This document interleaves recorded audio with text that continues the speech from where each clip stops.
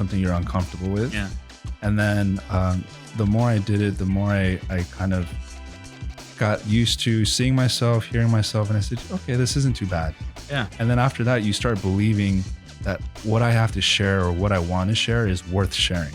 You start to kind of believe that, feel that. That's it right there. You know? And then after that, you start to realize that inspiration comes from it's not even you, it's greater than you. And when you realize that inspiration comes from a bigger place, you can kind of move aside and trust that.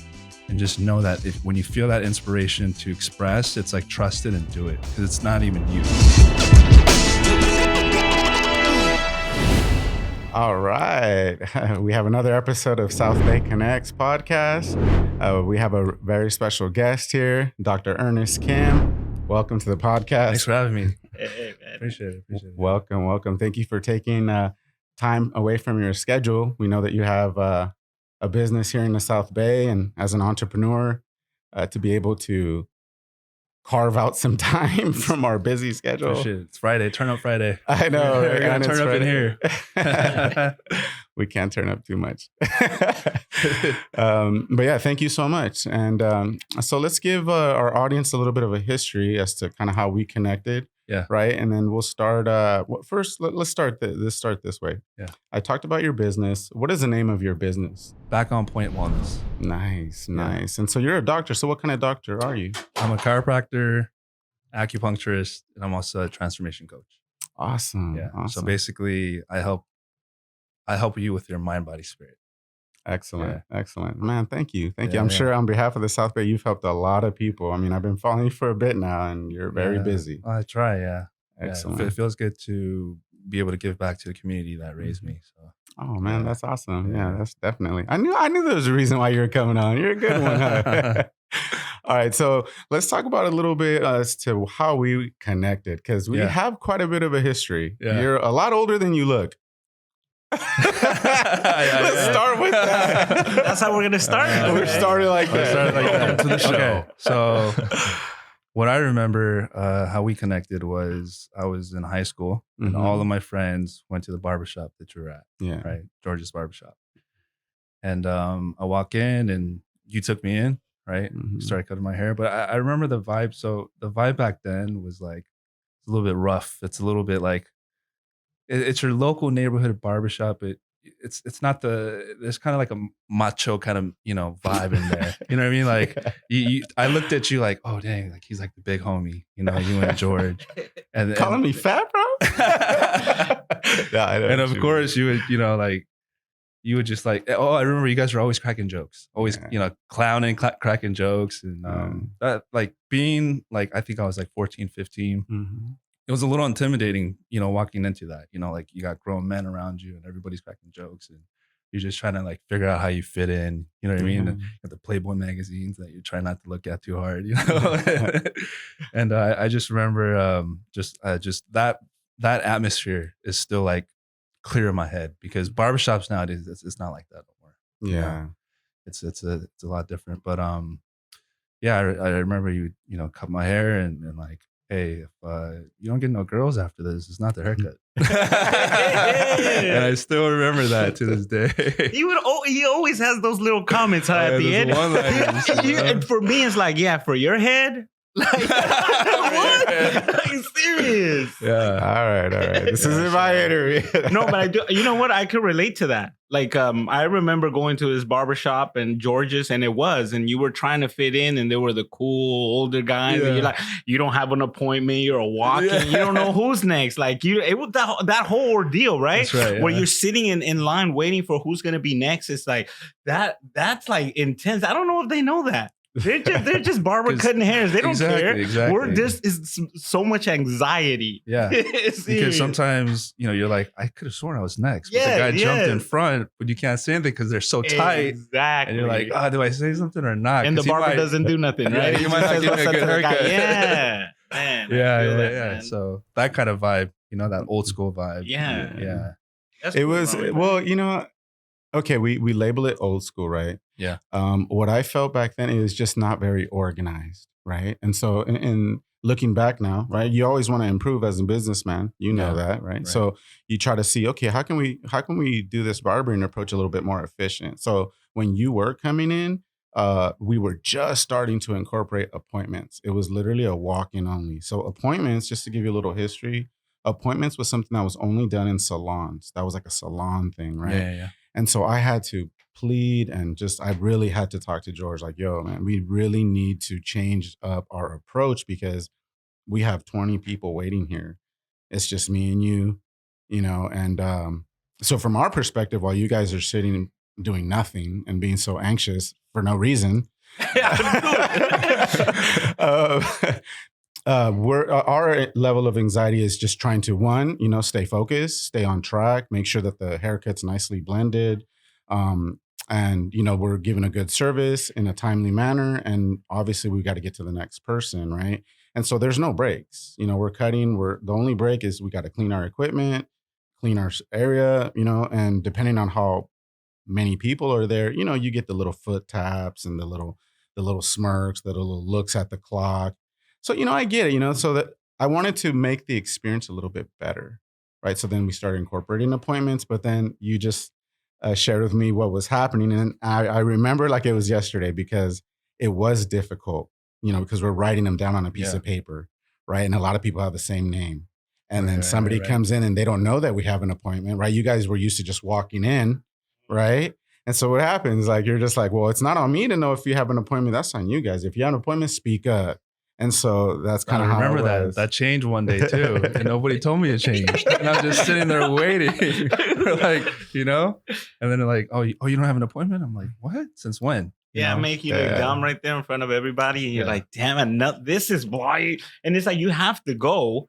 It just, because it was crews, right? Some people were new people there and they would be able to hang out outside. And I'm like, oh, you're in there speaking to nobody. At least me, I would speak to nobody. I would see people outside like, damn, those are the cool people. Yeah.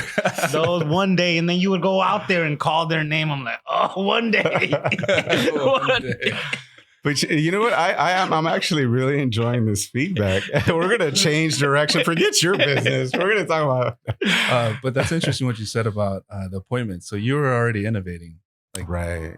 So you were starting then. Right. So I was in my 20s then. Yeah. I think I was maybe 21, 22. I started there when I was 20. And so right around the appointments didn't come in until probably about 21, 20. I was 21, 22. Mm-hmm.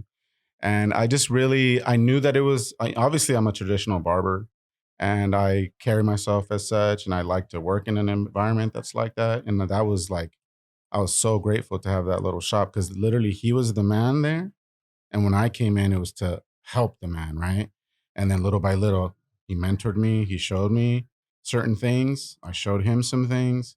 And then it just ended up working really, really, really good because now people trusted me as much as they trusted him. Right. So then now we have all this demand, right? So what do we do with the demand? He would get stressed. I would stress.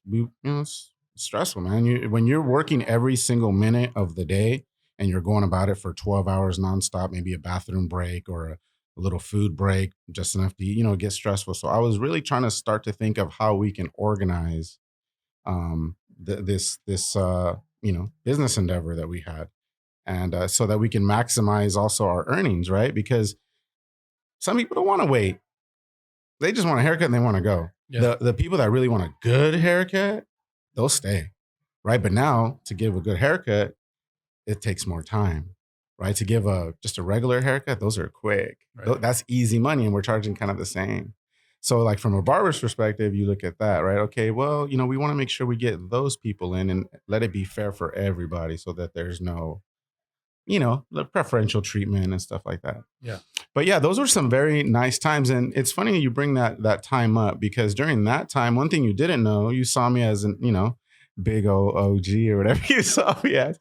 And, I was dressed that way. That's why you got that, right? So I had the look, the personality. I wasn't refined, right? I had, a lot of things going on in my life at that time. And I was making some good and bad choices like any person in their youth does.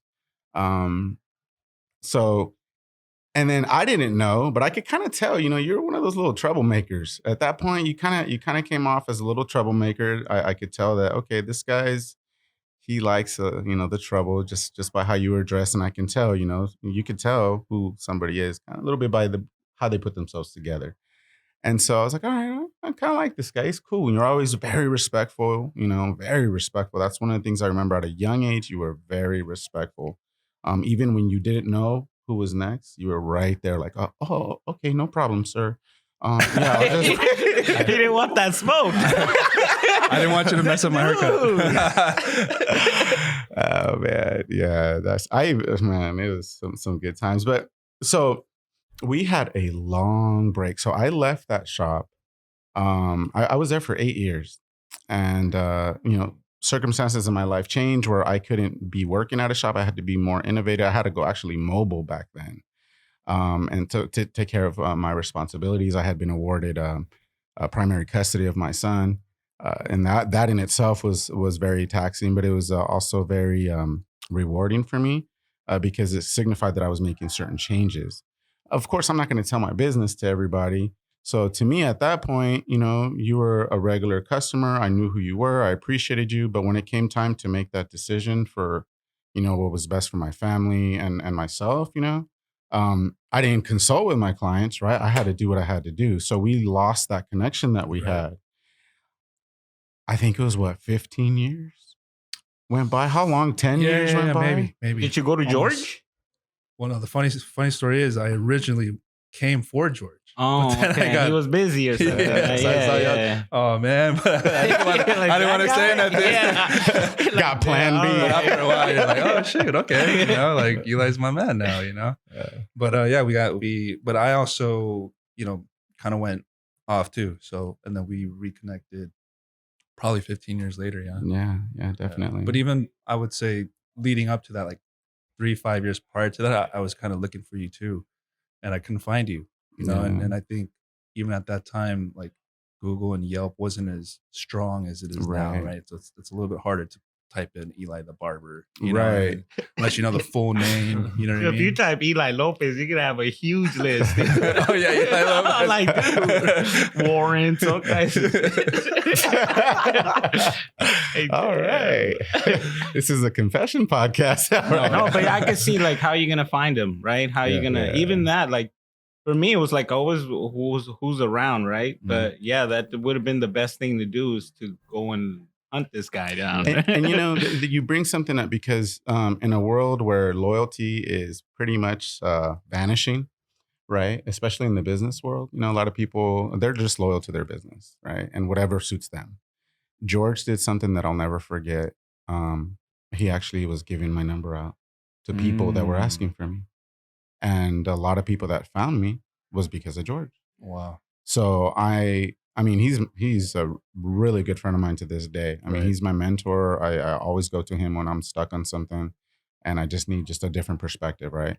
I'll never forgive him for that. I forget what he did for me. And I try to pay it forward, right? So I've had plenty of people come and work for me and they've built clienteles. And so, whenever they lose contact, although it's far easier, here you go. This is the number. This is the number. And I'll ask too, hey, is it okay if I share your number? Because those are things you got to ask now, right? Sure, some people are like, I don't want to give them my number.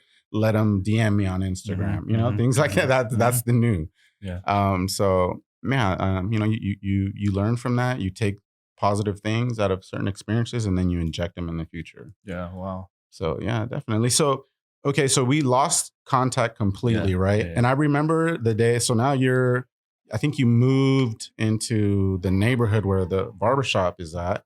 And you walked in. I'm always busy. I only do appointments now, by the way. Yeah. I don't take walk-ins unless I'm free. And, He's like, homie. All right.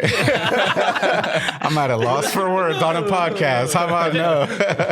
So basically you get to the point where, you walk in and your face looked very familiar to me. Like it was like an instant, like, where do I know this guy from? And then you come in, you come in the barbershop. So, and you're a grown man now. I mean, I remember you as a teenager. Now you're a grown man. So like, can I get a haircut? You're kind of like, you had some authority in your voice, right? And I look back and things had changed. I'm working. So I'm like, I was like, I'm looking at my schedule. I'm not giving you an answer. So then you kind of double but down on me, like, you're not going to, so do you have time or not?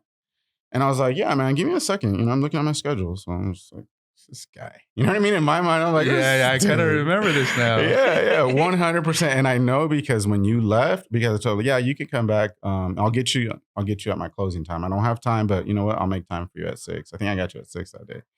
And then when you left, the guy who I was cutting, I was like, hey, man, everything good?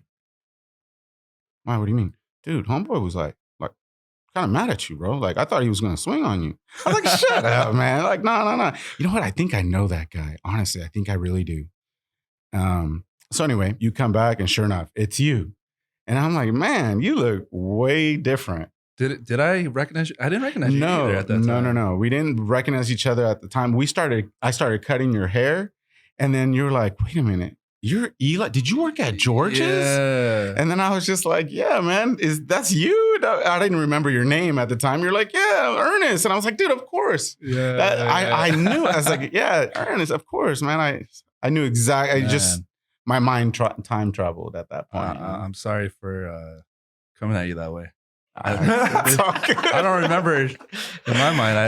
I think I was just like really like I need a haircut back. Yeah, like, you did. Time, No, you did. Yeah. And then so I was like, okay. And then when we talked, you mentioned that you're like, oh yeah, man. I mean, I didn't know what I was walking into, and it was like, I was like, yeah, man, you good? You having a good day? I don't know how it came out, but anyway, whatever little beef we had, we squashed right away, and it was so good to reconnect with you like that, man. Because I love people from that time. I lost a lot of clients when I did that move, so I was grateful to find one of those day ones because you trusted me early on in my career. You took that chance on me, and in a sense, I was able to practice my craft on you, right? And I perfected it. So I did give you some, although for you, it was some good haircuts. For me, I'm a perfectionist, man. Yeah. So to me, they were terrible when I look at my work now, so. Still charging the same, though. Hey, it's my time. I think it's cool that in life when people kind of come back around into your circle, I feel like there's a meaning for that. It's kind of meant to be. So Absolutely. The fact that I moved like right next door, I just walk in, and I run into you. Like, what are the chances? Oh yeah, what are the chances? Of all the shops you could have had, right? Like that one. And there's a Supercuts right next door. You were close to be replaced. By the Supercuts. Yeah, you would have came back. Yeah. Probably. Bleeping out that company. For sure. No, I mean, hey, shout out to Supercuts, Humble it. Yeah. For whatever reason. But anyway, so we both, it's amazing because through our conversations, we're not going to share a lot of the details in the sense of that there's some things that we definitely want to keep private. Let's just say we made some bad choices. We had that common ground, right? You made some bad choices. I made some bad choices. But now here we are, our future self, right? Like here we are in the present. And just by looking at you and how you're dressed, the way you're talking to me, I was like, man, this gentleman turned it around.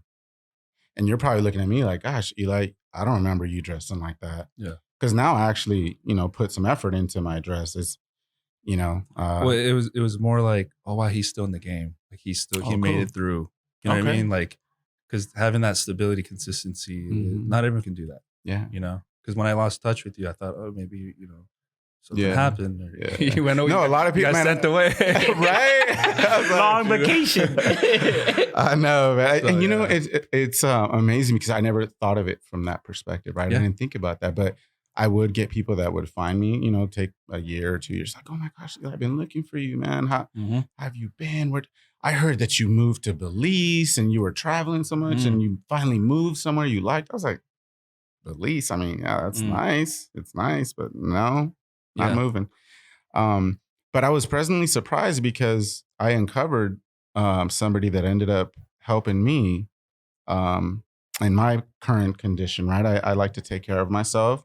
The work that we do is pretty taxing on the body. Yeah. And so there's, we have aches and pains and then we have an ego, right? As a male that really our ego just gets in the way from going to the doctor or any kind of help. Nope, we got it. Why is that? I don't know what it is, man. Some of us Because just we're men. no, it's got to be deeper than just that. It's got to be. Well, deeper it's than just deeply that. rooted, right? Historically, it's just if you think about it, yeah, we're there to die, dude. Like that was it. That was our whole purpose: Man. provide and Or protect. maybe even in your own family. You know, like, did you ever see your dad? Right? My shoulder hurts. I'm gonna go get a massage. You know, Never. we didn't see that Never too a much massage? going on. Never. There was Right. only one kind of massage in my family that we talked about, and it wasn't anything to do Not therapeutic. with that kind of help. Yeah, dude. It's a very happy massage, but not therapeutic, right? Exactly. So, yeah, you know, I started just asking you questions like, man, what are you doing now? And then, you know, you told me like, oh, you know, I'm a doctor and, you know, I'm a chiropractor. And I had to do a double take. I'm not going to lie to you. I was like, what? It was just one of those things that I was like, wow. I was so proud that someone from my past that had similar challenges in life at a young age was able to overcome those and make something of himself. So I was ecstatic, and I couldn't wait to find out what you had and how I can support you, because you've been so supportive for all those years. Even though we had a break, you managed to stumble your way back into my life, right? Yeah. And here you are again supporting me, still liking the haircuts. You know, hopefully they got better for you. Definitely. And way better. It does suck. So anyway, that's one of the things that really brought us again together, right? And so I started to see, okay, you know, I started looking at your page. You gave me your information back on Point Wellness. I thought, man, what a great name. I really like that name. You know, your play with words was awesome. Where did that come from? Give us some insight on So I thought about the name for a while, and I wanted something catchy, something unique, not like, I don't know, back relief wellness or something. Like, I wanted something a little bit different, a little bit, and I just started playing around with words, and, you know, back on crack. I was like, I don't know. You know, or just, I was like, I shouldn't get too cute with it, you know, past the joint. It's like, I don't know about that. You know? All relevant still. All relevant. I mean, And then with the acupuncture needle addict.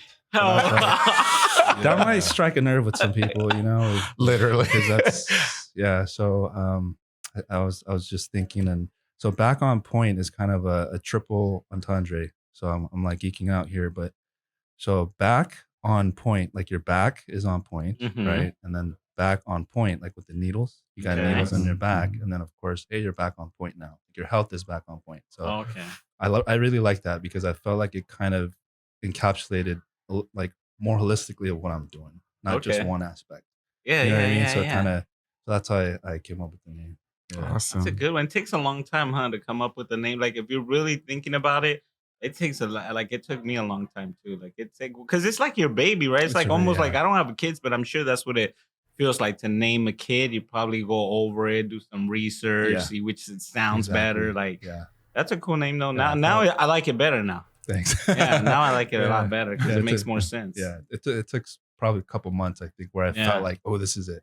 Yeah. You know, after You going just through the feel bad right, ones right? at first, Yeah. you're like, I don't know about these. Did you have like to me, it almost felt like the universe was telling me this is the name. You know what? Like everywhere I would look, there would be some hint towards that name. And I'm like, that's it. Stop thinking about it. That's That's exactly right. Yeah. Right. I didn't want to sound too out there right now. Dude, that's a real But place. I really feel like the name kind of I- came up on itself, you know, like it created itself. Sort of. Yeah. Yeah. Mm. So I feel that. I was like, my mind was clear when it came in. I was like, oh, I think Yeah. this is it. Yeah, Yeah. it just feels right in Yeah. your gut. You're like, yeah, this is it, Definitely. dude. Stop thinking about it, because you, like you said, so many combinations and so many trying to get clever, and all of a sudden you're too clever. This is way too meaningful, right? Like you're like, dude, I Yeah. can't explain this in like 3 seconds. So yeah, dude, I totally relate to that. Yeah. I would see my name, I would see it, and so like I'm like, how?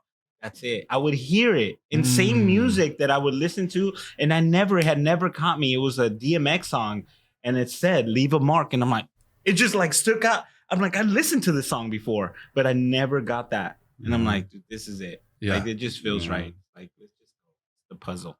Yeah, definitely. Love that. The name. Oh, that's a great name. Back on Point Wellness. And we did mention that you're in the South Bay. Did you? Yeah. You didn't start in the South Bay though, right? What city did you start in? I started in Bellflower. How come? So at that time, I was an associate, and I was working for another doctor, and he kind of just retired like out of nowhere one day. So his office was in Long Beach, so I was in Long Beach, yeah.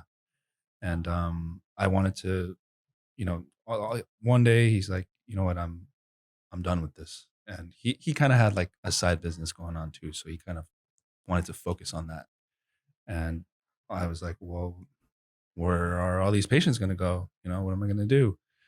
And the massage therapist that was working with us at the time, she had a big following, a lot of patients, her patient that she had brought there. And so we looked at each other like, well, I guess we got to continue this. Yeah. And we couldn't find anything in Long Beach. So the closest place that met our budget at the time was Bellflower. So that's how I ended up there, signed a 3-year lease.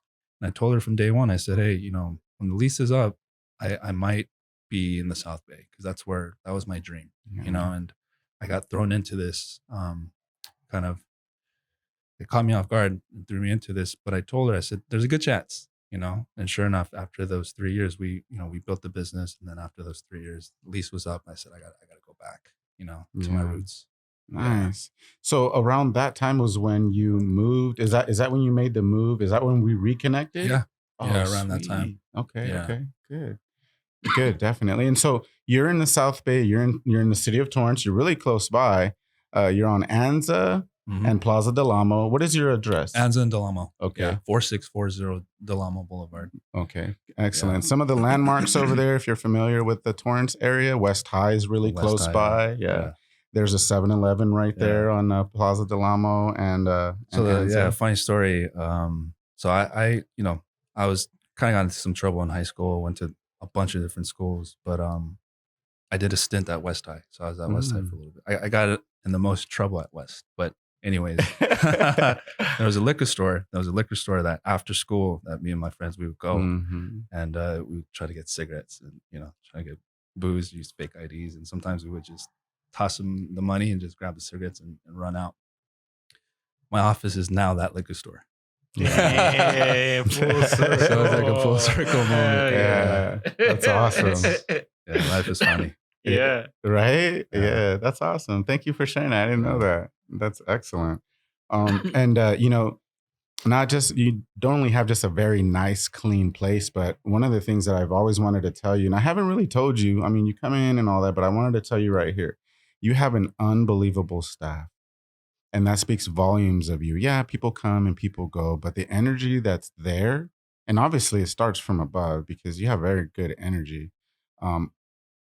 It trickles down to everybody, even the front desk. I mean, I always have I just feel good there. I'm always greeted, by my first name. They're just so nice. Yeah. I go there. I've done some cupping there. I've done some stretching there with John. I don't remember the girl that did the cupping, but Angie probably. Angie, okay, yeah, very good. I highly recommend it. I highly recommend the stretches, and Cindy's my deep tissue. Yeah. Oh man. So just a little background on her. So I asked because she's very small and petite, and I like deep tissue massage to. It shouldn't be comfortable because they got to get in there to fix, the muscles and so on and so forth, right? So at first glance, I ain't gonna lie, I was like, oh man, this is gonna be one of those weak massages, bro. Yeah. But it's my boy. I gotta support him. It's all good. I'll find who's for me, right? Yeah. That was in my mind going in. To rewind a little bit, I remember you were talking about wanting to come in for a massage for a while, maybe a month or two, and then you finally took the plunge. Yeah. And then you get this tiny girl and you're like, oh man. and so I mentioned the energy, and her energy is outstanding. Yeah. I mean, I think she's kind of right there with you energy wise, right? So she's always very bubbly and just very direct. Hi, I'm Cindy. I'm going to be taking good care of you. And I'm just like, all right, okay. She got some energy. All right, cool. And then it was like, when I got out of there, I was like, oh my gosh. I asked her, I was like, how are you so strong? And she's like, oh, what does she do? CrossFit. I'm a CrossFit. I'm a trainer. I lift weights, blah, blah, blah. I'm like, That's what it is. Yeah, absolutely. You're it. You know everything. She told me, I'm gonna do what your body tells me to do. And then we instantly clicked because that's something that I say to people about haircuts, right? I tell them, Yeah. to best when I'm teaching somebody how to cut hair, I tell them, look, the best thing to do is just let the hair tell you what to do. It'll tell you if it needs to be cut a little bit more here, if it's sticking out, if it's a little dark. Pay attention to those indicators, right? Yeah. That's me. And now this perfect stranger is approaching my therapy the same way, right? Right. So I don't have to tell her, hey, this aches, oh, whatever. And no one's done it better. I think that also that strength and that power is also the passion. You know, when you have the passion and the want to get somebody better, like that energy comes from within. Yeah, you know, definitely. Yeah. So I definitely recommend anybody. My staff personally, a few members of my staff have gone and checked out and got their back on point. You know, I love it. Like, yeah, get your back on point. You take walk-ins? I know, right? You take walk-ins? What's the vibe for walk-ins, Dr. Kim? If an appointment is available, then I can take a walk-in. I don't have a no walk-in policy like Eli. What's actually like, I guess maybe, I don't know if it's on nerd terms, but what's going on when it's when the bones are, what's cracking? Like, what is that? Yeah. Like, what is that? Why? Because I mean, I could bend my shoulder like that, but it doesn't crack. So what's actually going on that makes that sound? During a chiropractic adjustment, the sound is not bones. It's not the bones like moving together. That's what most people think. Yeah. Like, it's the bones crunching. But it's not. It's the pressure being released. Like when you open a can of soda and you hear that. Wow. It's the pressure gas being released. There's no way to prove it like scientifically. Like, well, you can't, there's no way to like visualize the gas releasing, you know, so it's technically a theory, but it's not, we know it's not bones cracking. Yeah. So when you have pressure built up in your joints from stress, from pain, whatever, it can cause inflammation, it can cause pain. So when we do the movement, the manipulation, it opens up that joint, and then now that pressure can escape. So that's why there's that relief. So, that's why when you crack your knuckles, it feels good because you're releasing the pressure in your joints.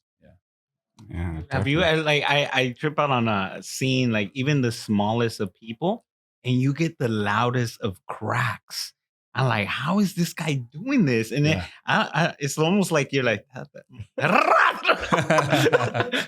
I've always been like half scared, half amused by it. Yeah. I'm like, how can you get out of every single part? It seems like every single part of the body, you're getting that crack. Like, and then second, it's like, are you ever afraid that you're going too hard or that maybe somebody just gets stuck like that? Like, nothing, no catastrophic situation has ever happened. No. Yeah. Okay. I mean, when you say catastrophic, like no one's died. No, but maybe get stuck. No one's gotten stuck. Okay. But I will tell you this, if your muscles are really tight, the muscles can kind of have a spasm. So that's why in my practice, I loosen up the muscles. So I don't just do cracking only. A lot of chiros, they'll just crack, next, kind of like a factory.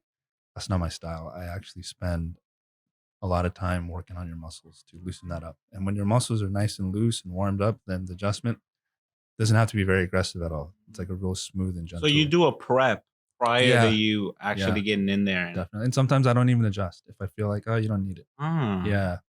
So I'm trying to spread, I guess, more awareness around this. Yeah. I think there's a lot of ignorance. I mean, it's not just me. Yeah. No, but also the practice of chiropractic too. I feel like there's an older model that's starting to kind of phase out, you know? Like, how do you mean? Like how? So the older model is you come in, they give you an X-ray, okay, and then they scare you into buying a package.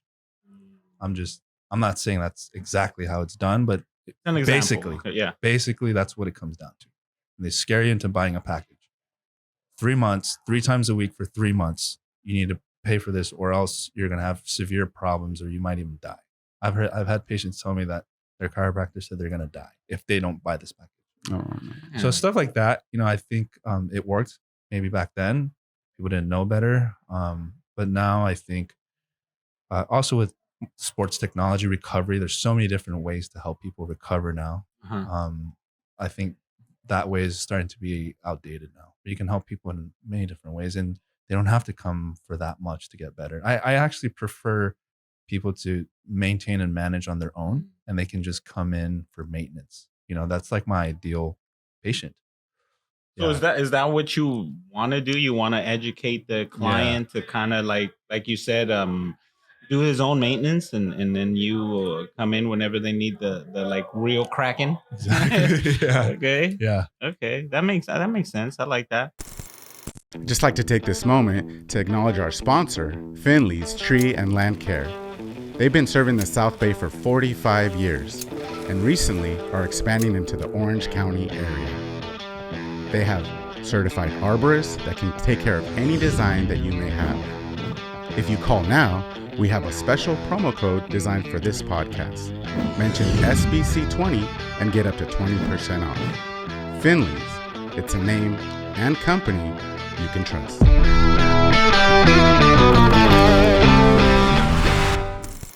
Yeah, it's one of those things that you just like, for me, I'll share my experience. Like, I was like, okay, I've never got an adjustment in my life, right?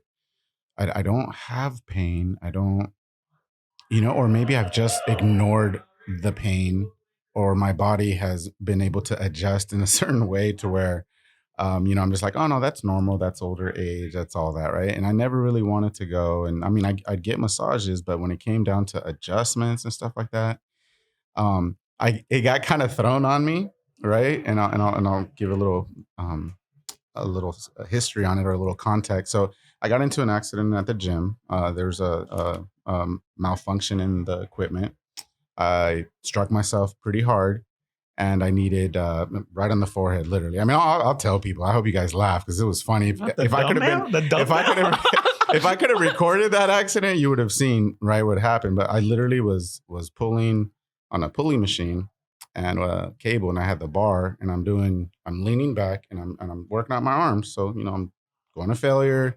I'm about to fail. No. Yeah, it snaps. So I literally grabbed the metal and hit myself right in the forehead, right?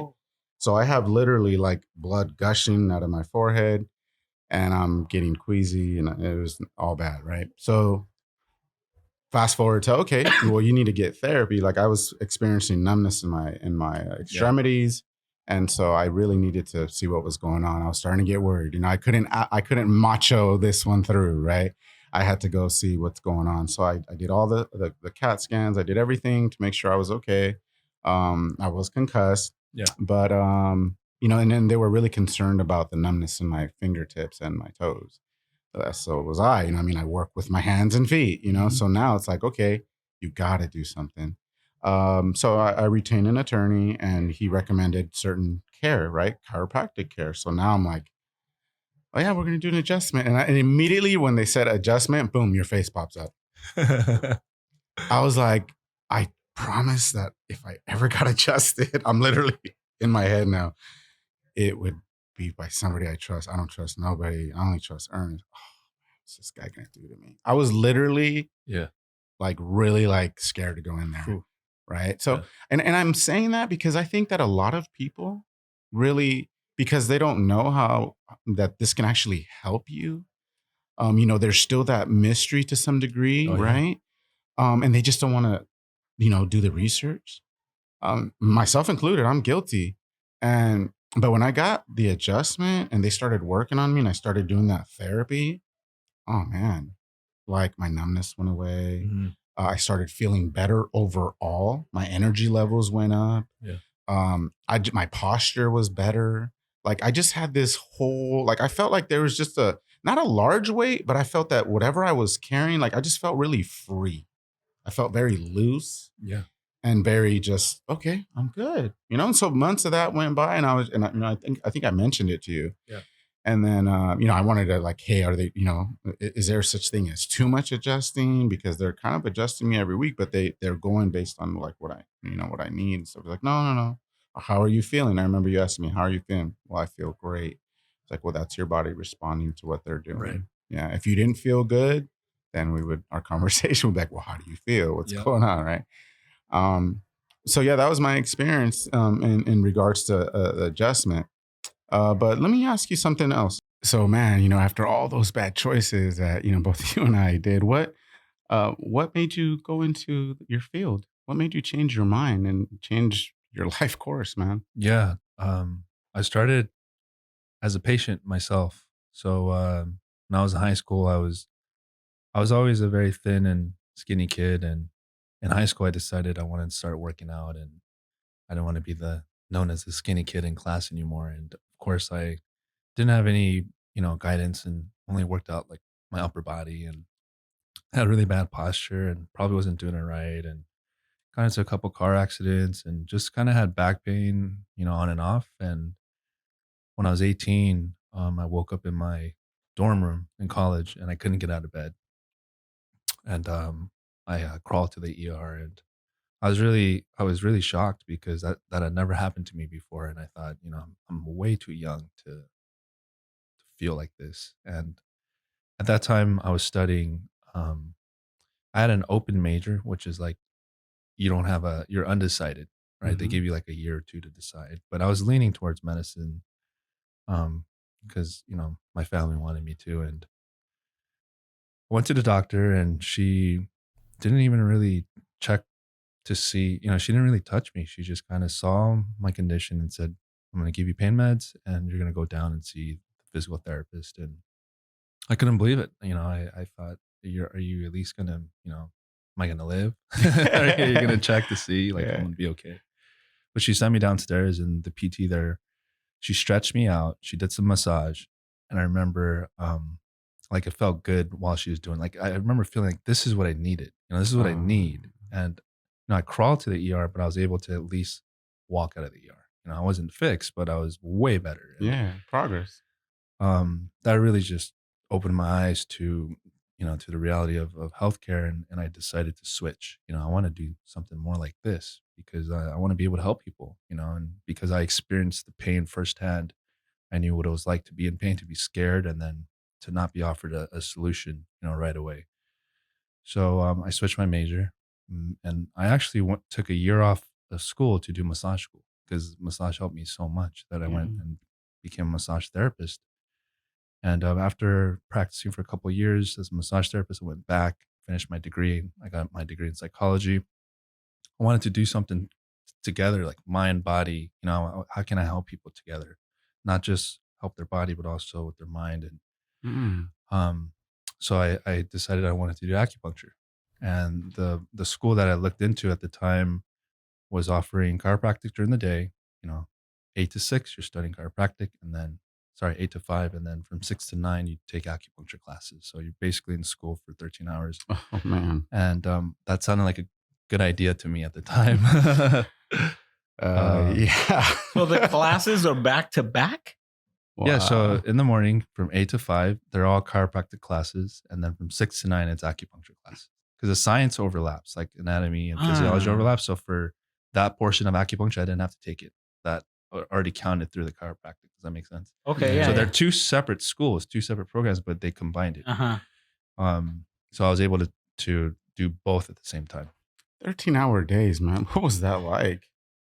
Ironically, that I was the least healthiest, Hmm. in my life at the time, going to school to study health because I was so stressed out, eating bad, like not sleeping well, and it was rough. It was probably one of the tougher times in my life, actually. Oh man. And I mean, so how did you manage to get out of that? Like, I mean, how did you power through all that? What was your mindset on that? Because here Yeah. you're changing your major, so that's big to change your major, right? To go in another direction.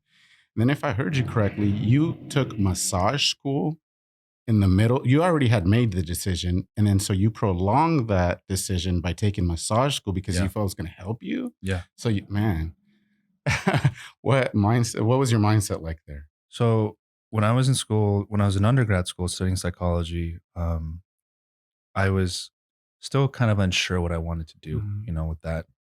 And when I discovered massage, like how much it helped me, I felt like, oh, this is what I want to do. I want to help Mhm. people. But at the same time, I also did want to finish my degree because it was right in the middle. I had 2 years left, so Right. I went back and just to finish the degree because I wanted to combine it. So I knew like massage is great. I loved helping people, and it was very rewarding. But I wanted to do a little more. I wanted to combine it, so that's why I went back. Yeah. Yeah. So if you could describe that time in your early chiropractic career, what was schooling like for you? Oh yeah. So it was when I was in chiropractic school, it was like being in school jail. Oh man. You're and your whole life just revolves around school. Your Yeah. classmates, studying, test, anxiety. It's No social life, of course. no right? social life social life at all. whatsoever. Jesus. Yeah. So, I mean, honestly, Ernest, man, I want to thank you for putting yourself through that. I know we weren't connected back then, but because you did that, you've helped so many people, including myself personally, to get better so that I can do my job better and continue to do what I do, right? So, on behalf of all those that you've helped, thank you, man. Thank you so much.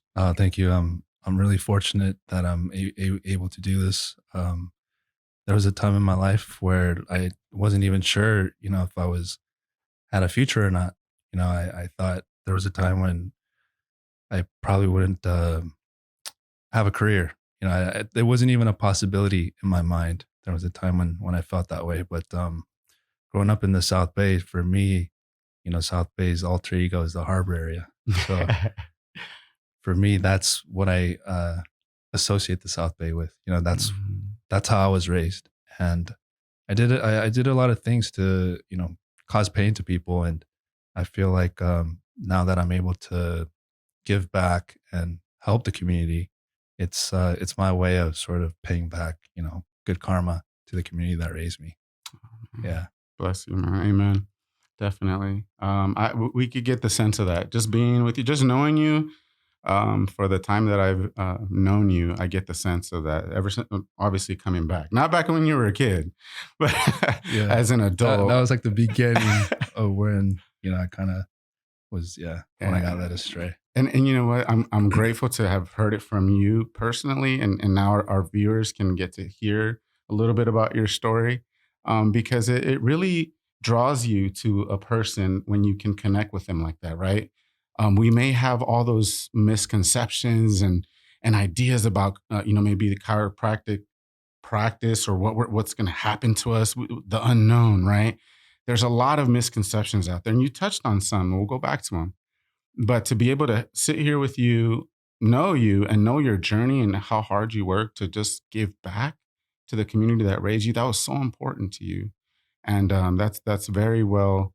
That's the kind of individuals that we like to interview, like to have and support. So definitely, if you're a viewer, a listener, please support Back on Point Wellness. Ernest is a very hardworking man, and has a lot of visions for the future and as far as chiropractic services. And you have a different approach, and I want to get into that because you touched on a little bit of what we're used to, right? I've been in that room where they're trying to sell you that particular package, right? It wasn't for me, but it was for a loved one. And yeah, it was terrible. You're going to be paralyzed in 3 years if you don't do this 6-month procedure. They wanted them to do a year, right? And then the cost was quite a bit. What's your approach though? I think, I think, I think nowadays it's really hard to fool people now. It's really hard. People can sense your true intentions, or more so with technology and the internet. Like people are going to find out, whether it's reading your reviews or hearing from other people's experiences. I feel like the old days of pulling a fast one on people are starting to come to an end, and that's the old model where you're selling out of fear. You're trying to instill fear in someone to sell a product. I don't think that's necessary. I think if you sell something that you believe can truly help somebody, you're not really selling. You're just being honest. You're just being genuine. And that's my approach.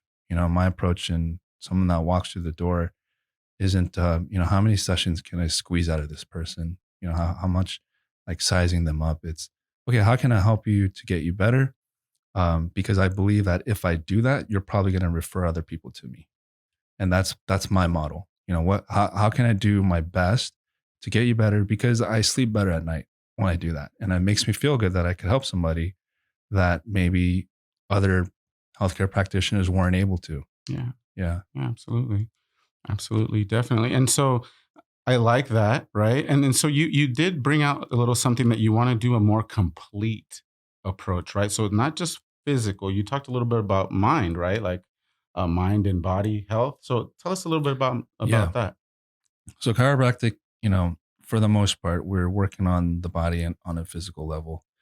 Um, there's different styles of chiropractic that also addresses the energy body and the mental and emotional as well. So I'm not saying by any means that it's lacking that. The acupuncture that I do is more of an Eastern approach, for more of a mind, body, spirit type of approach, where we're looking at emotions, we're looking at your mood, we're looking at your energy, your sleep. It's a more complete picture. And so my approach is to try to combine those two, the East and the West, and how can we help someone on a mind, body, spirit level? So that's why I'm a chiropractor, acupuncturist, and a transformation coach, because I feel like I can help you on all three levels, mind, body, spirit, because it's not, in my view, in my lifestyle, you can't even separate them. They're all connected. So when you approach someone, you try to help someone, it's just natural for me to want to know all those aspects and how is that functioning for you? How is that integrated in your day-to-day living? And if not, how can I help you balance that? So that's my approach. Yeah. Nice. Awesome, man. Thank you for sharing that. And that's important because there's no one size fits all approach, right? Yeah. And the fact that you're willing to take your time to be able to get to know each person, it sounds like, right? It's not like a quick little thing, right? That takes time to get. If you're gonna sense energy or you're gonna feel someone's energy, you got to be with them for a little bit for that energy to come out and stuff, right? So Yeah. that's actually very refreshing because um I think that when you do go through any kind of service and you feel rushed, it's like now you have different type of energy, right? You feel a little weird about like, oh man, did I get the complete service of what I'm paying for? Like, Yeah. and just not to go back to the barbering, but in barbering, it's like that, right? I was like, hey, it's good to be quick, but you don't want to rush people or at least have them feel that way. Yeah. Talk to them, connect with them. And now, how much more so when something's in pain? That's just a simple haircut. But when you're in pain, to diagnose, that's got to be tough, right? I mean, how do you go about doing that? Like, No, I think there's a lot of parallels to it because, yeah, it's where what we're doing is kind of different in terms of like the physical aspect of it, but the connection is the same. mhm, Because if you can connect with your client and gain their trust and gain their, have them feel that they're being cared for, I think that's what they're coming back for. You know, yeah, sometimes even more so than the haircut or the actual treatment is maybe the connection, and that leads to them feeling good about it. definitely. And I've seen it firsthand. One of my coworkers, she mentioned she was in a lot of pain, a lot of pain. This girl was working really, really hard, and she just had, some. She's young, but she was just experiencing some pain.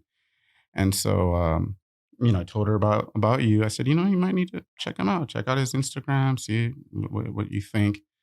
When she came back from your visit, she was a totally different person, and she had a small crush on you. I ain't gonna lie. I mean, the viewers can see, you're not an ugly person. So he's single, ladies. Anyway, um, but just to see it firsthand, right? To see somebody experience relief from pain. There's so many people out there with physical pain. And we touched on it a little bit. Sometimes us guys, we just get so stubborn. We don't want to take medicine. We don't want to go anywhere because we want to always appear to have that, that kind of that we're strong. We got it, right? Yeah.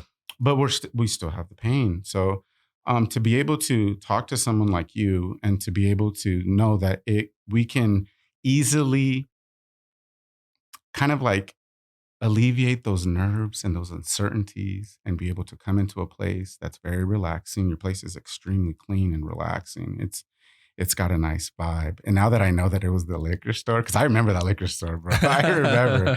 That's gonna hit a whole nother way. But just life, man. That's a I beautiful had to thing. sage the place a lot. Yeah. We were building out. You need to get a keg in there. Anyway. So, I mean, it's just, I really want for anybody that's listening that perhaps maybe hesitant to try a different type of approach to their particular pain. Maybe they're tired of taking medicine, Yeah.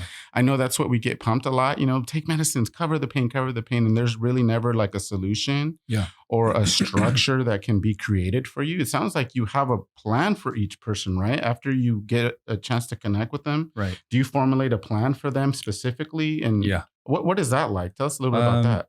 On average, about 4 to 6 visits on average. Okay. So most people, we can resolve their issue in that time frame. Wow. And if we can't, then okay, we're going to send you out for imaging, or maybe send you to an orthopedic specialist, or kind of do a deeper dive into what's going on. So generally speaking, that's like the average treatment plan. Yeah, good, man. Good. Of course, there's no way we can cover every one of your scenarios, but we want the viewers to definitely get to know what your approach is. That's important because approach is everything. We talked a little bit about Cindy's approach and how I knew right away, right? Like, oh, okay, that makes sense because of her approach. I don't need to tell her because I don't know how to tell you that my lumbar on my quad, I don't know the body like you do to be able to specifically describe what is hurting and where and what that pain's doing, to the degree that you be able to help me.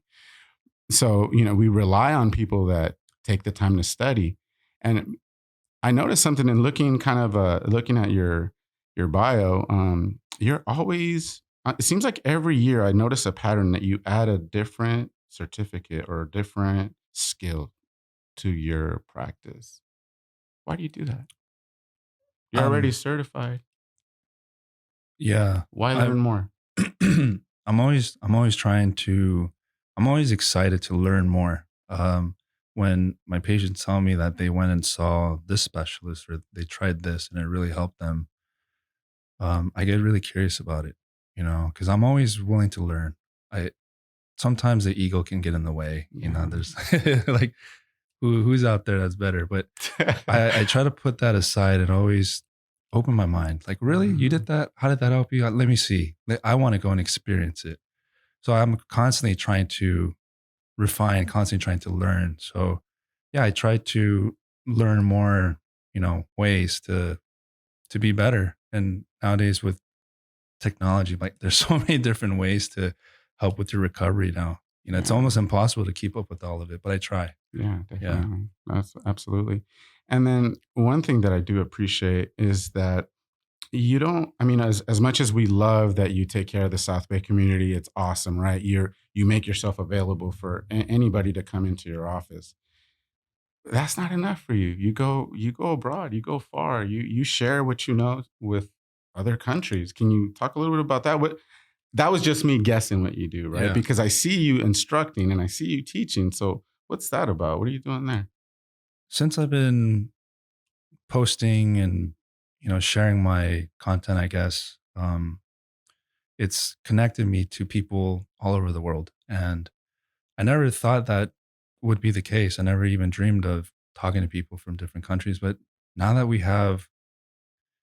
almost, internet's everywhere now. Now you can connect with someone in a completely different country over a quick message, that's never been possible in our history, right? And that ability has connected me to a lot of friends and a lot of opportunities. And most recently, I went to Korea for a trip to visit family, and a friend was getting married. And somebody asked me to, hey, can you come and maybe do like a 1-day workshop or a kind of a demo? And I said, yeah, why not? It's like, you don't get that kind of invitation, Mm-hmm. And the thing that intrigued me was that in Korea, there's no chiropractors. They don't have a licensing board of chiropractors. So it's not regulated and it's not allowed. And the people that do adjustments are physical therapists because they see videos, and so the person that invited me was watching my videos. he had been studying it through, there are teachers that come and organizations in Korea that teach it, but very few. So he had been watching my videos and learning from my videos basically, and trying to work with his patients and enhance his studies. So he's the one that asked me. And when I came in person to work with him, and he was really excited, and I could just tell by his excitement and his you could sense his passion. It was like looking in the mirror. Huh? Yeah. And he asked to sit down and talk with me after. And he said, hey, what do you think about possibly starting something here, where we could start a school or a program or something. We're just brainstorming, nothing concrete. But I was really intrigued by that and surprised that they don't already have that, or they do, but it's in such small amounts. But this would have never been possible with that Instagram. Wow. The power of marketing. What had a question. So many people struggle to find, I guess, their identity online, right? That comfortability to be able to be there and be themselves and show. Like, was it a process, or is it just one day that you're just like, dude, I gotta turn this camera on me? I'm still struggling. So yeah, it took probably 6 years for me to get to where I'm at. So in the beginning, I started making YouTube videos. Okay, so first of all, I toyed with the idea for 3 years. I battled with myself. Right. I put myself out there or not? Do I have the personality for it? Will people watch me? 3 years I did that. Then finally I started making little videos on YouTube. Didn't get much traction, didn't get many views. So I got discouraged and then I stopped. Then another 3 years went by, and this was towards the end of the pandemic. So during the pandemic, you saw a lot of people actually ride that wave and build followers. That was a great time to absolutely. That. But during that time, that was like the rise of TikTok. Because prior to that, TikTok was kind of like, oh, it's for kids. Like, oh, you're on TikTok. It was kind of like, you kind of get made fun of. Yeah. So I was like, oh, I don't do TikTok, and that was never even in my radar. But during the pandemic, that was like the TikTok rise, and the people, gained a mass following because everyone was at home on their phones, Exactly. So I wasn't able to start then, but that's when I started getting inspired. Started seeing other content creators, and I'm like, oh, if they can do that, I definitely can do that. And so I started posting in early 2022. So towards the end of the pandemic, okay, when the wave was kind of going, I feel like I rode the wave down. Okay, and so that's what happened. But you had all the experience, even though you kept quitting. You still learn a little bit from that quit, right? And then when you started up again, it's not like you're starting from scratch. No. Right? You had that experience, that like things that you didn't like, things that you learned. Like more importantly, I think it was getting comfortable watching yourself and hearing your voice. I used to hate my voice. Yeah. Now I love it. No, I'm just kidding. I mean, you work to get that, right? To get that wave, you ride that wave. You're like, I'm there. Yeah. So just like with anything, you just get used to doing something you're uncomfortable with. Yeah. And then the more I did it, the more I kind of got used to seeing myself, hearing myself, and I said, okay, this isn't too bad. Yeah. And then after that, you start believing that what I have to share or what I want to share is worth sharing. You start to kind of believe that, feel that. That's it right there. And then after that, you start to realize that inspiration comes from it's not even you, it's greater than you. And when you realize that inspiration comes from a bigger place, you can kind of move aside and trust that.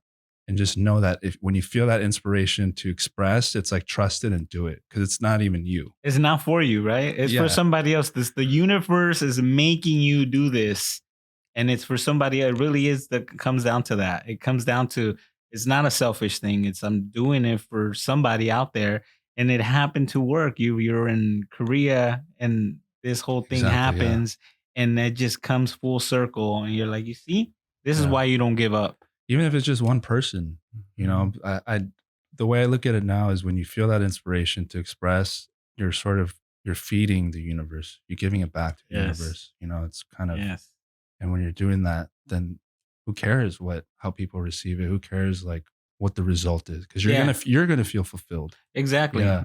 It's something that's in you and needs to come out. Like, you don't even have authority over it. It's like, if you don't, it's in my head. It's like, I can't go to sleep. It's like, I have to go put it out there. I gotta go put it out there. Yeah, right.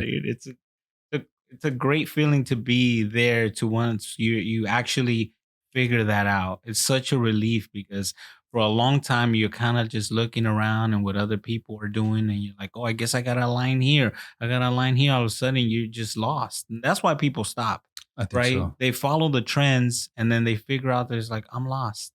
I never really created an identity. I never really had a foundation, right? And Yeah.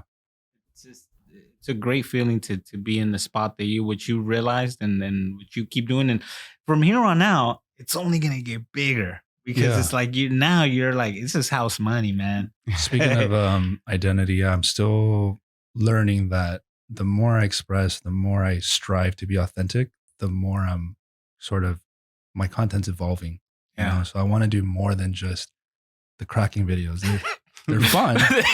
I'll still do them, you know, because I think it's satisfying to watch. Yeah.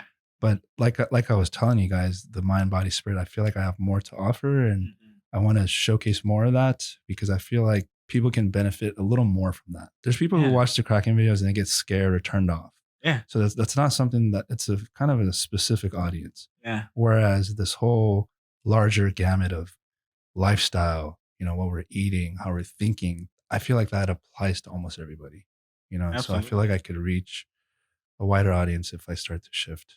It's still scary because you're like, what if the people like It's don't a want to new see thing. it? Like, bring back the cracking videos.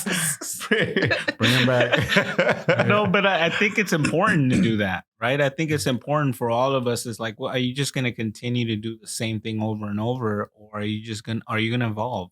Yeah. And that's what I think we want. That we want to see that, even though we do like the cracking videos, we still want to see this whole how you approach the mind now, Oh yeah. right? Because I see what you're doing with the pain, I see what you're doing with the body. Like, now I'm interested to know what your approach is going to be for the mental side of the Yeah. game. You mentioned during our break that when you follow trends and the trends stop, then you get lost. Right. Or you lose your passion, or you lose your what to create. Yeah. And in a way, I'm starting to feel that way about the cracking videos. Is it just a trend that I rode and now I'm like, but luckily I have Yeah. more you Yeah. know, to share, so I'm not lost. I You just got actually to have pivot. substance. Mhm. Yeah. You have something to share that's of value, right? True value, because you put in the work, the education, right? That's your preparation. It's like that is why you can speak confidently about this subject, is because you put in the work. It's not just some trend. While you might have jumped on that little trend, that doesn't define you. Yeah, You know? the education and a lot of self time looking at the self, introspection, therapy, healing. A lot of that went in because, like I mentioned previously, there was a time when I felt hopeless, you know, and Mm. to get out of that place, uh, you have to put some work in, you know, and I did that to get myself out of there. So luckily, I was fortunate enough to be given that opportunity and have the resources to be able to do that. Yeah. Yeah, that's excellent. Excellent. I'm so happy we reconnected, man. I really, Likewise. really am. I really, really am, because you have so much value, right? There's so much value to your practice. It's become international now. Like, people that don't even know you recognize it through that video. So although you are going to pivot, good job on what you did, right? I mean, you took that chance and you believed in yourself and the ability to learn more, to be able to help people more. And now you have somebody reaching out to you across the world. And he happened to connect because he saw in you what now you probably saw in him, right? Yeah. Somebody who's passionate, like looking in the mirror, right? When you find that connection with somebody, I think we have it here just from our endeavors, right? It's just like, man, I know that your work ethic. I know what you're doing. I know how little you rest. I know that whatever you're doing, you're passionate about it. It consumes you, and you're always looking to improve.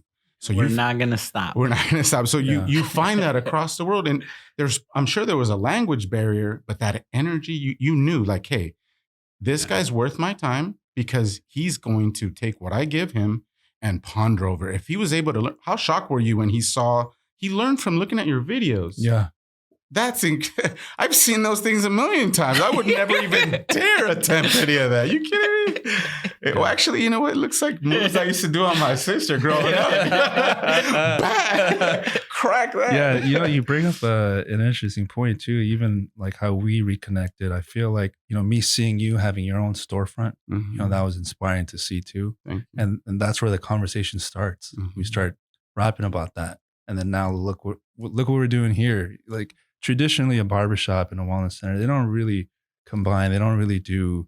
You don't really see marketing going together. Collaborations. And this is what we're doing. You've sent, people my way. I've sent, my staff to you, and it kind of goes back and forth. And maybe that's the new way of marketing and doing business. Oh, 100%. I mean, we've actually collaborated on an endeavor for marketing purposes. We are so grateful to a local gym, the UFC gym in Torrance, right? They have what they call Vendor Village every month. And so what that is the local vendors in the area that they trust and respect, and they feel that they welcome them in, right? You can't just be anybody to come in there. They have to you have a little, they have kind of a little bit of a screening process. And so they allowed my barbershop to go in there. And it's funny because that connection doesn't stop, right? So I'm doing my thing, I'm cutting away. And then who do I see? I see Ernest over there. And he's working out. He's really intense. And he sees me. He's like, oh, man, we connected on, oh, man, that's dope. You got to be here. Yeah, I was surprised. Yeah, very much. You don't see people barbering at the gym. Right. And so that's something that I'm trying to develop. And, it's going very well. I'm grateful to Fonz. Fonz at UFC Gym Torrance. Shout out Fonz. Huge shout out Fonz. His name is not Fonz, but everybody knows him as Fonz. So if you need a membership, you want to get that body right. That's like the perfect place where both of your businesses would, right? Like that is the perfect place for them, both of you guys to exist. Yeah, and he got me in, and my office just happens to be right down the street from UFC. So it couldn't happen any better. And it happened like literally instantly, right? So I'm in there, I'm in the middle of a haircut. I take a quick break. I go say hi to him. And then it dawned on me. I was like, he's right up the street. You should be right here with me. So I asked him literally, I was like, hey, you want to get in here on the next one? His eyes were like, what? I'm like, yeah, dude, you can be promoting here too. Let me talk to Fonz. Yeah. And the rest is history. No brainer. I didn't say no to that. No brainer. Yeah. And then so many athletes, that train there. You got some professional fighters that are there. You have people that get paid millions of dollars to take care of their body. They use their body as their work. If you're an athlete, you're using your body. Yeah. Right. You're a basketball player, ice skater. It doesn't matter what you do. Your body, you have to be on point. Right. So for those people to trust you now, that's huge, man. Yeah. Because that says a lot about who you are. You have local organizations. You have the local basketball team. I mean, can you share some of the people that you've seen and helped out on a professional level? Yeah. I mean, I've worked with professional athletes, awesome. In my career, from Lakers, Raiders, all my favorite sports teams, just awesome. Of course. How awesome was that for you? Boxers. It's mind blowing. It's like you just don't ever dream of that, when you're a kid. But going back to the gym, I think what also inspired me about you is that seeing you hustle at the gym and work so hard, that inspired me to do the same. Because if you really think about it, pulling up to the gym with all your equipment and doing all that, it's a lot of work. You really have to have that fire in you to want to, market and work and get the word out, because you're doing great. You don't have to do that, but you see the opportunity. And if an opportunity is presented to you, you're like, I can't say no to that. So me seeing that in you was like, I can't say no because A, that's gonna make you look bad, but B, dude, if Eli's doing it, I gotta do it. Because it's hard to wrap your brain around that. Barbering at a gym, how could that be good? But then you see how busy he is, and I'm like, that's genius. Yeah. And then it starts making sense, right? Once you start seeing it, you're like, wait a minute. Not only for the guys, but what about the women coming in with their kids? What if they get a haircut while they're working out, and at the end of the day, the kids already has a haircut. It's like now we're like, how come we didn't think about this earlier? Right. But and then it's also the familiarity, I think, in the local community. I feel like we're losing that. Before there was a lot more of that, you know, and I think finding new creative ways to keep that going, I think is awesome. Yeah, you're right. Definitely. I think in 2024, the new word or the word should be collaboration, right? If you're going into 2024 and you're not collaborating, you're not looking around to see how you can collaborate with somebody else, and then now together you build a stronger team, and now you're helping each other out, right? That's how I saw it with him. I didn't sit there and be like, oh, I'm going to collaborate with him. It just, while I'm sitting there doing my thing, he's over there working out, and it just made sense. What? Collaborate. Come on, let's go. Come through. And when you did come, our buddy Eddie was here. He was there. He documented everything. That's right. Yeah.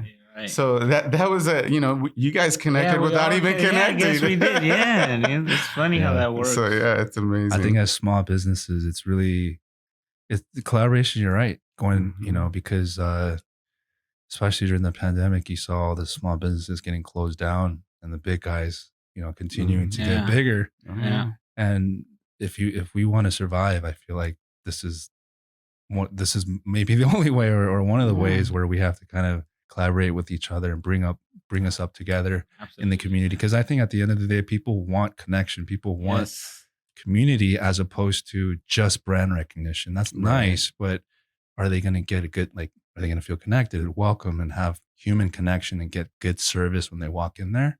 Yeah. I think that's what people are going to crave, because we're losing that in all aspects of our society. 100%. I think, it is true. I think the best kind of the thing that kind of drives me now, because I've collaborated with somebody at the shop as well.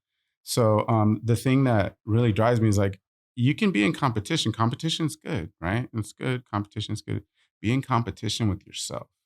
Collaborate with others. When you do that, it's just gonna be so much better experience as an entrepreneur. You get to see the ups and downs of other entrepreneurs. You can relate.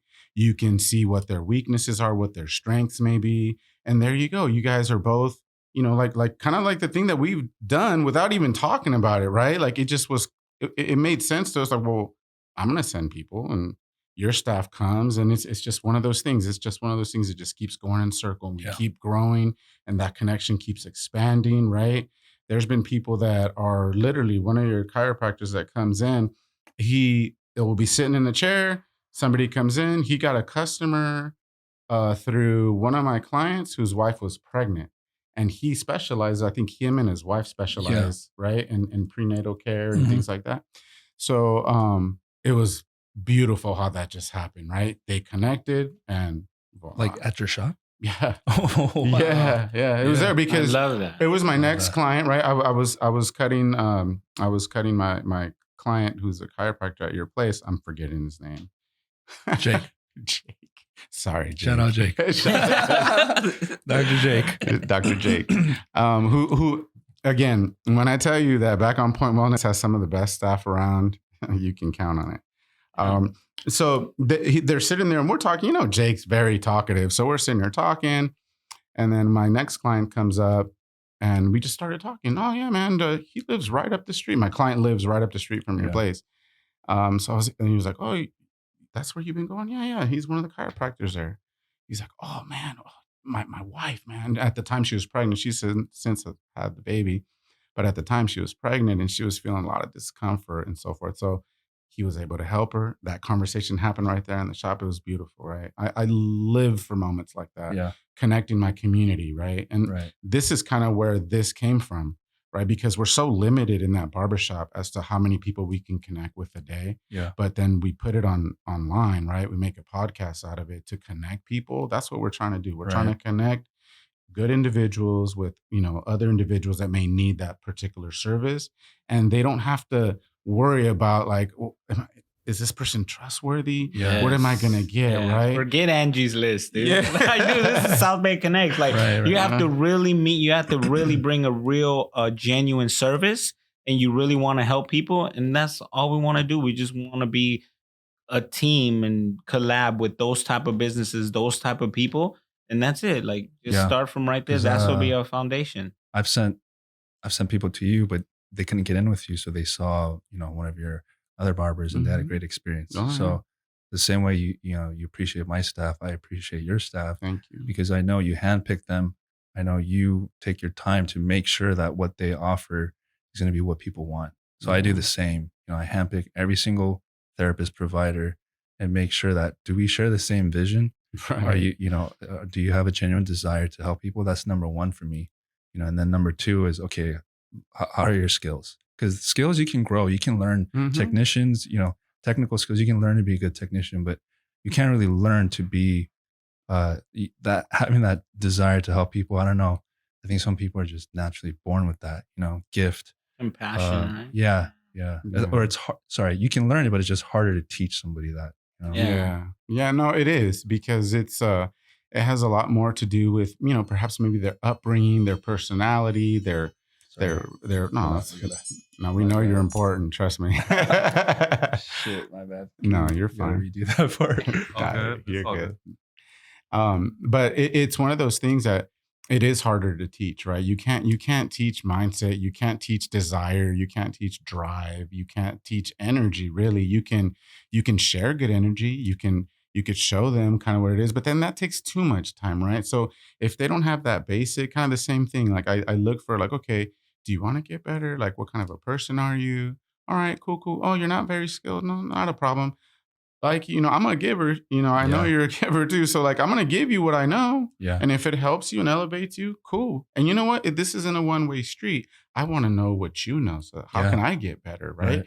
And so when you turn it back around that way, then you get to see who that person is. And so they're, oh, okay, yeah, this is somebody that I would love to work with. Because if I don't want to work with you, like, what makes you think that people want to come into that business? Right.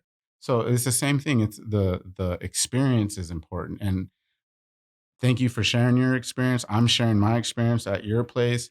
And don't let us just talk about each other's place. Please, whoever's watching this, do your body a favor and your mind. Go to Back on Point Wellness. If you have any kind of pain, I know. I mean, the name alone is just, it's on point. I mean, it's really good. Back on crack. That's at Back on Point Wellness on Instagram, and he is at Dr. Ernest Kim on Instagram. Thank you for that. Thank you. Yeah, we appreciate that. Yeah, definitely. And it's one of those things. Before we wrap it up, because time just been flying with you, man. It's just one of those things where you're very approachable, easy to talk to. So I can see where somebody can really tell you some things and how it helps you become a better practitioner of your art. Yeah. Because you have a very, very nice disposition. You're in tune, and energy is important to you. Can you talk a little bit about more of that? Because that's the one thing we haven't talked about. And I wanted to save the best for last, because there's other things that you do to help people. What are some of those things? So, this might be a little out there, but when someone comes in, and especially if it's a new patient that comes in, I'm assessing not just physically, but also mind, body, and energy. And when you listen and when you tune into somebody's energy field, you can pick up on things that you normally couldn't, like certain emotions, sometimes people come in with, let's say, low back pain, and I'm feeling their body, but I'm sensing their energy, and I'm like, you're worried about money. This is a survival issue. You are worried about surviving. That's why your back is hurting, because that's the weakest part of your body. And you can just feel that, Wow. And when you connect those two things, you can treat them physically. Of course, you stretch the back, but you can also kind of, I'm not doing therapy, but kind of talking to them a little bit about what's going on? Why are you feeling this way? And when they realize what they're doing, subconsciously, they'll say, I have a big purchase coming up, or this and that in my job. When they become aware of it consciously, that, I'm carrying this tension in my back due to an emotional reason, and they can release it, heal it, then their back gets healed 10 times faster. Wow. So that's just one example of the realization, like really deep, right? Like they I think that's like you're being their therapist, right? Like in a sense, for them to kind of but if it requires therapy, I will refer them out, right? Like further. So I like to call it coaching rather. Okay. So in a way, we're doing transformational coaching, which could be also said spiritual coaching, spiritual life coaching. Yeah. Just different words. Yeah. Oh man, thank you. You really hit every single point. You really it shows that you really care about people, man. And that's it just makes me feel even that much better. Sitting here next to you, doing this podcast with you in it. It's you're one of those members of our South Bay community that's truly being not just a good example for maybe somebody who can relate to you, right? Maybe had a similar upbringing as us. I'm sure a lot of people can relate, for sure. Anything is possible, right? Yeah. We're all literally one healthy choice away from turning it around. Right. So with that being said, you're truly a member of our South Bay community that's contributing, that's adding to the South Bay experience, and it's bringing value to the community. And that's priceless. I'm not going to talk about your prices because what you're doing is priceless. I have prices too, right? I don't like to talk about them because the approach is the same. Like, I really want to give you the best. Yeah. Right. So if you're listening to this podcast, we're really trying to connect with people who are trying to do their best for our South Bay community. And if you're not willing to put your best effort forward, it's okay. Let's talk about that. Why not? How can we get you? Kind of like what you said as far as like coaching. Sometimes that's all a person needs. Yeah. You know, it's great that you do that because the fact that you're able to pinpoint some of the things that may be bothering them that they probably wouldn't even talk to you about. Yeah. That's so specific and tailored to them. They're always going to come back to you, man. Yeah. They're always going to come back to you. Yeah. And going back to prices, I think if people find the value in what you do, not everyone will, that's okay. But the ones that do, they're going to appreciate it. They're going to respect it. Absolutely. Yeah. 100%. Man, I think that's a great way to finish this podcast because we've covered quite a bit and you have a deep well, my friend. We barely scratched the surface. Yeah. If please, for anybody who's watched and you want to do some research, take a look. It's everything out there is public. We were able to find some of the things that Dr. Kim, some of his studies, some of his certificates and so forth. This guy really checks every box. If you're experiencing any kind of pain, discomfort, please keep Back on Point Wellness in your Rolodex, in your smartphone, wherever you keep the numbers that are important to you. Please put his contact info there. You will not regret it. What you will regret is not going to see it. Yeah. Dr. Kim, thank you for your time, brother. This is good. This is fun. Appreciate it. Yeah.